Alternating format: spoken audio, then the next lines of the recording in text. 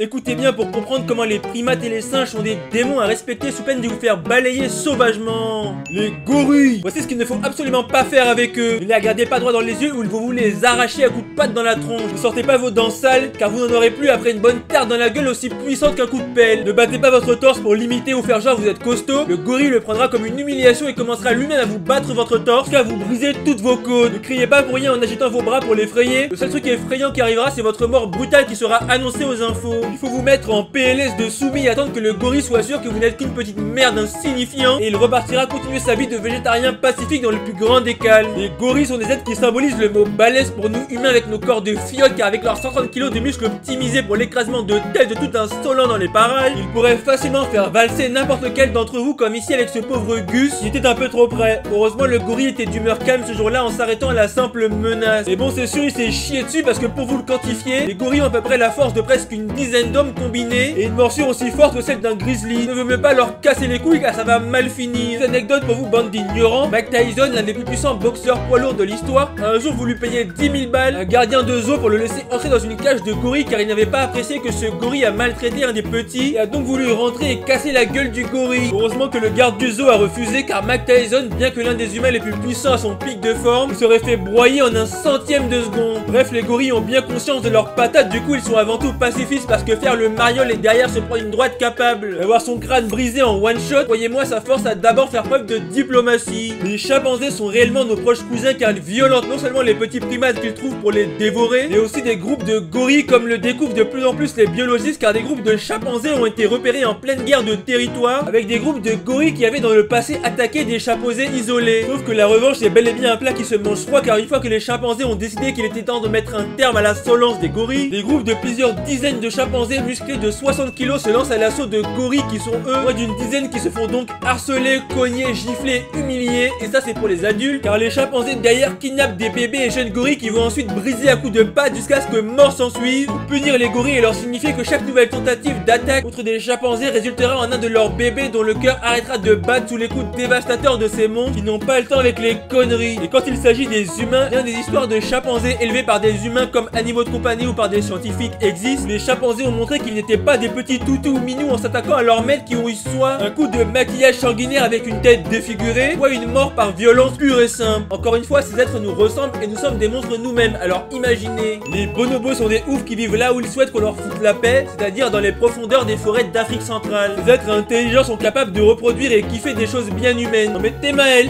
se fait un casse-dalle au calme. D'ailleurs, les bonobos et leurs potos, les chimpanzés, sont génétiquement les plus proches cousins de nous êtres humains. Les groupes de bonobos sont dominés par des femelles puissantes qui ne laissent aucun mâle faire le malin sous peine de se prendre une déculottée humiliante. Et ces femelles kiffent se faire plaisir car les sociétés bonobos sont ultra sex positifs, c'est-à-dire qu'ils vont avoir des tonnes de relations sexuelles et pas seulement pour se reproduire, mais ils sembleraient comme nous pour le plaisir. D'ailleurs, pour les plus curieux d'entre vous, ce sont les seuls animaux en dehors des êtres humains qui font l'amour dans cette position. Oui, ils utilisent d'ailleurs le sexe pour apaiser les tensions et se réconcilier en cas de dispute, et peu importe qui est en face. Bah, les femelles ne vont pas hésiter à se faire plaisir, même entre deux mâles et deux femelles. Du plaisir, il y en a pour tout le monde. Bref, bonobos, êtres humains, l'amour et faire l'amour nous unit. L'orang-outan est votre nouvel animal spirituel et vous allez comprendre. Ces fous n'en ont rien à cirer de la gravité et adorent transporter leur énorme corps d'1m40 et 75 kg dans les arbres comme s'ils étaient des poids plumes. Autre chose énorme est leur grosse tête qui, plus elle est large, plus t'es un dominant qui gifle les insolents du quartier. Et regardez ce kéké comment il pose, je suis mort. Le kéké est d'ailleurs symbolique de leur talent inexistant à la séduction car si un mâle entend l'appel en chaleur d'une femelle, il va la retrouver et se reproduire avec sans se soucier de quelconque consentement. Par contre, une femelle orang-outan pourra ravir en tant qu'animal spirituel beaucoup d'entre vous car lorsqu'elle accouche, elle a besoin d'un max d'énergie et mange plusieurs milliers de calories par jour. Par contre, c'est majoritairement des fruits, pas du Nutella. Hein. Les orang-outans sont assez antisociales et même une mère aimante va têche son petit pour qu'il aille se démerder dès l'âge de 2 ans. Parce que vas-y frérot, elle préfère le calme dans sa vie que de s'occuper d'un sale mioche insolent. Leur journée démarre dans le plus grand des calmes en se foutant de la bonne nourriture dans le ventre, puis la vie c'est dur donc ils vont aller faire une bonne sieste jusqu'au milieu de l'après-midi. Puis ils vont changer d'endroit, y construire un hamac bien confortable et y rester se reposer entre 2-3 sorties pour se choper d'autres fruits bien délicieux, voire des œufs d'animaux, du miel, des petits mammifères qui font l'erreur de penser qu'un orang-outan est un végétarien inoffensif. D'ailleurs, pour montrer à quel point ils sont une réelle menace dans le coin, leurs seuls prédateurs sont les tigres, les crocodiles et les léopards. Et encore, ils vont avoir du mal en 1 contre 1 contre un mâle bien vénère qui n'a pas envie de se faire bouffer le cul. Bref, l'orang-outan passe son temps à manger et dormir, donc aimez-le, il vit votre rêve. Dans les hautes montagnes d'Éthiopie vit ça. Ce primate stylé et impressionnant est le gelada, un animal balèze de 20 kg qui a autre chose à foutre que de se trimballer dans les arbres, ce qui fait qu'il est avec l'être humain le primate qui va le moins souvent se balancer de branche en branche. Un peu par choix, mais surtout parce que balancer 20 kg de muscle sur des branches toutes molles, t'as un peu beaucoup de chance de te casser la gueule 5 mètres plus bas. Bref, évidemment, loin des fruits en hauteur, il faut s'adapter et le Gelada a tout simplement décidé de se goinfrer d'herbe. C'est quasi la seule chose qui se met dans le gosier, mais leur estomac n'est pas vraiment fait pour manger du vent. Du coup, pour avoir suffisamment de protéines, ils doivent passer jusqu'à 10 heures par jour à manger comme des lapins. Bon, bien sûr, ça reste des cousins carnivores à nous, donc s'ils peuvent choper de gros insectes vivants, ils ne vont pas hésiter à leur mettre 2-3 coups de dents solides. Vous l'aurez donc compris, leurs immenses canines ne servent pas à déchiqueter des proies, mais est plutôt l'équivalent de sortir les gros muscles quand on est un leader pour montrer aux insolents petits puceaux qu'il n'y a qu'un seul boss ici. Mais bon, plus t'es jeune et plus t'es un couillon, du coup les fights durent parfois plusieurs jours, le temps que la jeunesse se fasse tarter suffisamment de fois pour abandonner. Notez que les Gelada ont un espèce de faux cœur bien visible et celui-ci rougit et s'affirme de plus en plus avec le statut social de la personne. Donc plus t'es une merde insignifiante et plus c'est rouge jaunâtre moche. Mais plus t'es celui qui donne le plus d'écrasement de thé, plus la zone est rouge vif. Et écoutez juste ce bruit de dessin animé, ouais.